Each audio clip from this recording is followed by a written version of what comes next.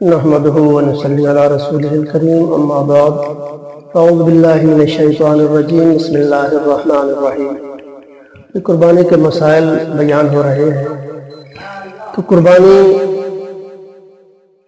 کے جانور کے اندر جو عیب ہوتے ہیں پہلے بھی بتا چکا ہوں۔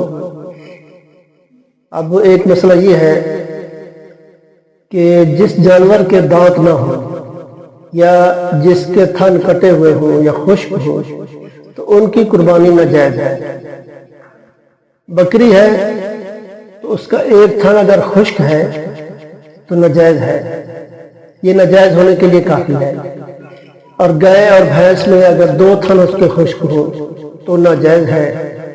جس کی ناک کٹی ہوئی ہو یا علاج کے ذریعہ اس کا دودھ خشک کر دیا گیا ہو اور ان کے لیے جو ہے یہ قربانی جو ہے ان کے لیے ناجائز ہے۔ بھیڑ یا دمبا ان کی اون کاٹ لی گئی ہو اس کی قربانی جائز ہے، اور جس جانور کا ایک پاؤں کاٹ لیا گیا ہو تو اس کی قربانی ناجائز ہے۔ تو یہ جو ہے مسئلہ اگر کوئی بھی آ جائے تو پھر علماء سے مفتیان سے اس کی تصدیق کرنی چاہیے اور اس پر عمل کریں۔ دعا ہے اللہ تعالیٰ ہم سب کو عمل کی توفیق عطا فرمائے۔